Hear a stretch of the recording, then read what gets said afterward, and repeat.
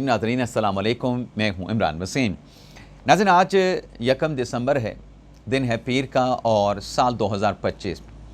Programme में सबसे पहले हम बात करेंगे कमांडर ऑफ डिफेंस फोर्सेस के नोटिफिकेशन की कि क्लैरिटी कैसे आई है, और दूसरी जो हमारी ख़बर है वो खैबर पख्तूनख्वा में गवर्नर राज के नफाज के हवाले से है। अगर KPK में गवर्नर राज लगता है तो ये किस नोयत का होगा, किस शिद्दत का होगा, इस पर भी आप नाज़रीन के साथ तफसीलात डिस्कस करेंगे। और इसके अलावा भी कुछ अहम डेवलपमेंट्स हैं, कुछ अहम ख़बरें हैं, उनकी तफसीलात पर भी आगे चल के आप नाज़रीन के साथ हम बात करेंगे।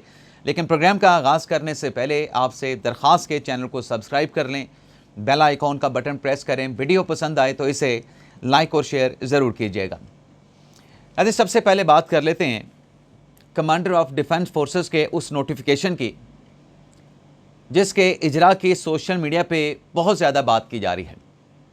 अब मैंने तो ये कहा है कि सोशल मीडिया पे बहुत ज़्यादा बात की जा रही है, हालांकि हकीकत ये है कि इस नोटिफिकेशन को लेके सोशल मीडिया पे क्या सराहियाँ की जा रही हैं। क्या सराहियाँ कह लें या प्रोपेगेंडा कह लें या कैंपेन कह लें, लेकिन आप नाज़रीन ये जानते हैं कि जो 27वीं आईनी तरमीम है, इस अमेंडमेंट्स के ज़रिए एक तो आपके सामने है कि वफाकी आईनी अदालत का जो क़याम है वो अमल में लाया गया है, और 14 नवंबर पर जब आईनी अदालत के जो चीफ जस्टिस हैं अमीनुद्दीन खान साहब ने हलफ उठाया, और उसके बाद जो बाकी जजेस थे 6 जजेस ने भी हलफ उठाया, तो पीर के दिन से आईनी अदालत जो है उसका क़याम और आईनी अदालत जो है वो फंक्शनल हो चुकी है। वहाँ पे मुकदमात की समाअत की जा रही है। अब ये मिसाल मैंने आईनी अदालत के लिए इसलिए दी है कि 27वीं आईनी तरमीम के नतीजे में जो CTF का यानी कमांडर ऑफ डिफेंस फोर्सेस का जो नया ओहदा तख्लीक किया गया है या जो बनाया गया है, इसके पैरेलल अगर आप मिसाल देखें कि आईनी अदालत जब बनी, क्या कोई कंपल्शन थी कि आईनी अदालत की जो अमेंडमेंट्स हैं पार्लियामेंट से मंजूर होने के बाद कितने दिन के अंदर वो नोटिफिकेशन जो कि चीफ जस्टिस की तैनाती का था, जो कि आईनी अदालत के जजेस की तैनाती का था, क्या कोई कंपल्शन थी कि आपने 1 दिन के अंदर 2 दिन के अंदर वो नोटिफिकेशन आपने लाजमी जारी करना है? ऐसी कोई कंपल्शन नहीं थी। 14 नवंबर को अमीनुद्दीन खान साहब ने हल्फ ले लिया, 14 नवंबर को बाकी जजेस ने भी हल्फ ले लिया, और जो जज रह गए उन्होंने सैटरडे को और पीर के दिन हल्फ ले लिया, और पीर के दिन से आईनी अदालत ने अपना काम शुरू कर दिया। यहाँ पे नाज़रीन, जो आइन के आर्टिकल 243 में पार्लियामेंट ने जो तरमीम की है, अब उस तरमीम के नतीजे में जो आर्म्ड फोर्सेस का जो फ्रेमवर्क है उसको तब्दील किया गया है। Chairman joint chief of staff committee का जो मनसब था, जो ओहदा था, उसको ख़त्म कर दिया गया है। उसकी जगह पे कमांडर ऑफ डिफेंस फोर्सेस का ओहदा तख्लीक किया गया, ओहदा बनाया गया है। अब उसका नोटिफिकेशन जारी होना है। लेकिन ये जो ओहदा बनाया गया, ये आईनी तरमीम में लिखा गया कि कमांडर ऑफ डिफेंस फोर्सेस और आर्मी चीफ का जो ओहदा है वो दोनों एक साथ चलेंगे, दोनों एक साथ ट्रैवल करेंगे, और इसकी जो मयाद है वो 5 साल की बताई गई है। बताई नहीं गई, कॉन्स्टिट्यूशन में लिख दी गई है, तहरीर कर दी गई है। और आइन के आर्टिकल 243 की इन अमेंडमेंट्स को लेके फिर जो आर्म फोर्सेस के जो एक्ट्स हैं, जो कवानीन हैं, उनमें भी सब्सिक्वेंटली अमेंडमेंट्स की गई ताकि आपस में उनमें हार्मनी हो जाए, उसमें हम आहंगी हो जाए। अब ये जो मरोड़ पेट में उठ रहे हैं या जो दर्द पेट में उठ रहे हैं, ये किन लोगों के पेट में उठ रहे हैं कि अभी तक नोटिफिकेशन जारी नहीं हुआ, इख्तलाफात मौजूद हैं, न जाने क्या होने वाला है, न जाने क्या हो चुका है। ये सारा जो सोशल मीडिया का प्रोपेगेंडा है वो पाकिस्तान तहरीक इंसाफ या पाकिस्तान तहरीक इंसाफ से जुड़े जो सोशल मीडिया इन्फ्लुएंसर या एक्स के जो अकाउंट है वहाँ से किया जा रहा है। अब इनको इतनी फ़िक्र क्या है कि जल्द अज जल्द जो है वो कमांडर ऑफ डिफेंस फोर्सेस का जो नोटिफिकेशन है वो जारी किया जाए। ये तो बुनियाद से ही, इब्तिदा से ही इन अमेंडमेंट्स के ख़िलाफ़ थे। अब इनकी इस नोटिफिकेशन पे मोहब्बत क्यों जाग उठी है? हकीकत नाज़रीन ये है कि जैसे कि ख्वाजा आसिफ साहब ने भी रात कल शाम को ट्वीट कर दिया था कि क्या सराहनियाँ की जा रही हैं, नोटिफिकेशन के ऊपर काम शुरू हो चुका है, वज़ीर आज़म बरतानिया से वापस आएंगे तो ये नोटिफिकेशन जो है वो जारी कर दिया जाएगा। अब जैसे नाज़रीन मैंने आपको एक मिसाल पेश की कि 27वीं आईनी तरमीम में जो चीज़ें लिख दी गई हैं, जो चीज़ें बना दी गई हैं, उसके बाद ये क्या सराहियाँ करना कि नोटिफिकेशन जारी ना होने से जो फील्ड मार्शल साहब हैं अपने ओहदे से रिटायर हो चुके हैं, भाई कैसे? लॉजिक देना, जो 5 साल की लेजिस्लेशन 2024 में की गई उसके मुताबिक तो हमारे जो एयर चीफ हैं वो एक्सटेंड हो गए ऑटोमेटिकली, तो फिर यहाँ पे कैसे रिटायरमेंट हो सकती है? और कानून के मुताबिक अब जो आर्मी चीफ हैं फील्ड मार्शल आसिम मुनीर साहब हैं, उन्होंने नवंबर 2027 में रिटायर होना है। और ये जो नोटिफिकेशन है CDF का, इसकी कोई कंपल्शन नहीं, कोई पाबंदी नहीं कि आपने फौरी तौर पे जारी करना है। यानी आप इसको यूं ले सकते हैं कि अगर नवंबर 2027 तक मेरी रीडिंग के मुताबिक अगर हुकूमत ये नोटिफिकेशन ना करे, एक मिसाल के तौर पे, तो आसिम मुनीर साहब कंटिन्यू करेंगे बतौर आर्मी चीफ फील्ड मार्शल। और अगर एंड में जाके ये जारी कर दिया नवंबर 2027 में, तो फिर ये मियाद 2032 तक चली जाएगी। और इसको ज़्यादा क्लैरिटी के साथ जो माहिर कानून है, अपने क्या नाम है उनका, पिलडाट के अहमद बिलाल महबूब, उनकी तरफ से बताया गया है कि ये जो नोटिफिकेशन की बात की जा रही है, पहले तो नोटिफिकेशन की ज़रूरत नहीं है। जो आर्मी चीफ और CDF का जो होता है वो एक साथ चलेंगे और 5 साल के लिए ये मियाद होगी। तो आज नहीं तो कल जब भी ये नोटिफिकेशन वज़ीर आज़म ऑफिस की जानिब से जारी किया जाएगा, इस नए ओहदे की जो मियाद है उसका आगाज़ हो जाएगा। तो कोई किस्म का इब्हाम नहीं है। लेकिन चूँकि ये मोहब्बत में नहीं बल्कि बुग़्ज़ मुआविया में या बुग़्ज़ आसिम मुनीर में सोशल मीडिया पे प्रोपेगेंडा किया जा रहा है। कुछ दोस्त जो है वो मेरी उर्दू भी ठीक कराते रहते हैं, लेकिन चूँकि हम आम फहम जो कि हम ज़ुबान बोलते रहते हैं उसी तरीके से हम यहाँ पर भी बात कर रहे होते हैं। बाकी अदायगियों का बहुत सारे अल्फाज का पता होता है, प्रोपेगेंडा, कैंपेन, तो कोई इसमें इबाम नहीं है। नोटिफिकेशन आज नहीं तो कल हो जाएगा।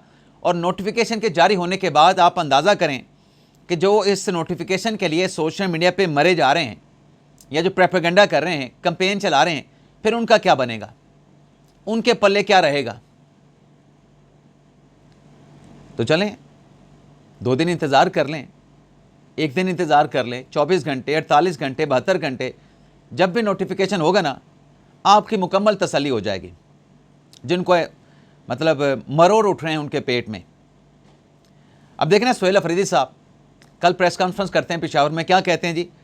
इमरान खान साहब को 4 नवंबर से आइसोलेशन में रखा गया है और इमरान खान साहब को आइसोलेशन में रखने से, हमारी मुलाकात ना करवाने पे हमें जी शदीद तशवीश है। अच्छा, सवाल जब होता है भाई ये किसने ख़बर दी है कि खान साहब की सेहत ठीक नहीं है या खान साहब की ज़िंदगी से मुतल्लिक़ ख़बर किसने दी है? तो किसकी मिसाल देते हैं जी? आलमी मीडिया। अब आलमी मीडिया में कौन है? इंडियन मीडिया है, इंडियन मीडिया के साथ अफ़गानी मीडिया है। अब इन दोनों ममालिक के जो मीडिया हैं उनकी क्या क्रेडिबिलिटी है आलमी सतह पे?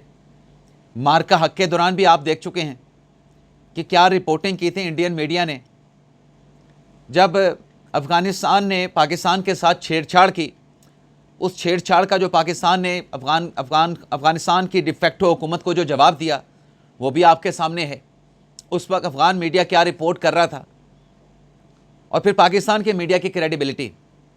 मार्का हक के दौरान जो भी पाकिस्तान की मीडिया ने रिपोर्टिंग की, ISPR ने जो प्रेस कॉन्फ्रेंसेस की, जो हक़ाइक़ बताए, क्या दुनिया के किसी मीडिया ने उसको झुटलाया है? मैं एक मिसाल दे रहा हूँ, कोई भी मीडिया, इंटरनेशनल कोई भी मीडिया, दुनिया का कोई भी मुल्क पाकिस्तान के मार्का हक के दौरान बताए गए हक़ाइक़ को झुटला नहीं सका, बल्कि उसको सपोर्ट किया, उसकी इंडोर्समेंट की। इंडियन मीडिया ने जो रिपोर्ट किया उसको किसने इंडोर्स किया, किसने तौसीक की कि लाहौर की बंदरगाह पे इंडियन फोर्सेस ने कब्ज़ा कर लिया, इस्लामाबाद को कन्क्वर कर लिया इंडियन फोर्सेस ने, कराची की बंदरगाह को तबाह बर्बाद कर दिया, मलिया मेट कर दिया। अफ़गान मीडिया, बाबे दोस्ती जो है वो जी तबाह कर दिया गया। किसका तबाह किया? अपना तबाह कर लिया। तो किसके मीडिया की क्रेडिबिलिटी है? अफ़गानिस्तान के या पाकिस्तान के, भारत के या पाकिस्तान के? तो तहरीक इंसाफ तो इंडियन मीडिया के उन झूठी खबरों पे चल रही है कि खान साहब खुदा न खास्ता इस दुनिया में नहीं रहे, जबकि उनकी अपने पार्टी के एलिमेंट गंडापुर साहब कह रहे हैं कि खान साहब अडयाला जेल में बिल्कुल ठीक हैं। उनके सोर्सेज होंगे, वो भी साबिक वज़ीर आला हैं, उनके राब्ते होंगे, उन्होंने पता चला लिया और उन्होंने वीडियो बयान भी जारी कर दिया। लेकिन आपको, जिसे आप उस्ताद कहते हैं अलीमीन गंडापुर के मेरे मौसन हैं, आपको उसकी बात का यकीन नहीं। और उससे बढ़ के रियासत की तरफ से जवाब आ चुका है। अडयाला जेल के इंतज़ामिया बयान दे चुकी है कि खान साहब बिल्कुल ठीक है, लेकिन आपको उसका भी एतबार नहीं। वजह सिर्फ ये है कि ये जो प्रोपेगेंडा हो रहा है, इंडियन मीडिया क्यों कर रहा है, तहरीक इंसाफ उस प्रोपेगेंडे को लेके आगे कंपेन क्यों चला रही है, आपस में नेक्सस क्या है? वो नेक्सस अपनी जगह पे, मकसद सिर्फ एक ही है, एजेंडा सिर्फ एक ही है कि खान साहब से मुलाकात करवाएं। अब खान साहब से मुलाकात का तरीक़ाकार क्या है वो हुकूमती रहनुमा भी बता रहे हैं, अडयाला जेल के इंतज़ामिया ने भी बता दिया है कि ये आपको करना पड़ेगा मुलाकात के लिए। जेल मैनुअल के मुताबिक आपकी मुलाकात हो सकती है, लेकिन अगर सियासी बैंड बाजा, बारात, एहतजाज, धरना होगा तो मुलाकात नहीं होगी। ये साफ हुकूमत ने और अडयाला जेल के इंतज़ामिया ने बता दिया। अब खैबर पख्तूनख्वा में गवर्नर राज की बातें की जा रही हैं। कल भी हमने अपने व्लॉग में गवर्नर राज की कुछ थोड़ी सी बात की थी, लेकिन पाकिस्तान एक ऐसा मुल्क है जहाँ पर सियासी फ़ैसले तब्दील होने में कोई देर नहीं लगती। अब जो हुकूमती मिनिस्टर हैं अकील मलिक साहब, वो ये कह रहे हैं कि जो खैबर पख्तूनख्वा के हालात नागुज़ीर होते नज़र आ रहे हैं, उन हालात में KPK में गवर्नर राज लगाने के हवाले से गौर हो रहा है। फ़ैसला नहीं हुआ, गौर हो रहा है। और उसकी वजह अकील मलिक साहब ने यह बताई है कि दहशत गर्दी है और बॉर्डर के जो हालात हैं, उन हालात की वजह से नागुज़ीर होता जा रहा है कि KPK में गवर्नर राज लगाया जाए। अब ये गवर्नर राज किस शिद्दत का होगा, इसमें आप ये देखें कि जो नाम सामने आए हैं, अमीर हैदर होती साहब साबिक़ खैबर पख्तूनख्वा के वज़ीर आला हैं, उन्होंने साफ कह दिया कि इस सिलसिले में उनके साथ कोई मुशावरत नहीं हुई। और फिर एमल वली ख़ान ने भी कह दिया कि अवामी नेशनल पार्टी को गवर्नर राज से दूर रखा जाए। दूसरा नाम आफ्ताब शेरपाव को आया है, साबिक़ वज़ीर दाखिला रह चुके हैं। और इससे पहले भी जब आफ्ताब शेरपाव को गवर्नर लगाने की बात की गई थी, गवर्नर राज लगाने की बात की गई थी, तो आफ्ताब शेरपाव ने कहा था कि मुझे कोई दिलचस्पी नहीं, खैबर पख्तूनख्वा में गवर्नर लगने में मुझे कोई दिलचस्पी नहीं। तीसरा नाम परवेज़ खटक साहब का है, इनका अभी मौक़िफ़ सामने नहीं आया है। लेकिन दो नाम जो हैं वो आ रहे हैं साबिक़ रिटायर्ड जनरल के।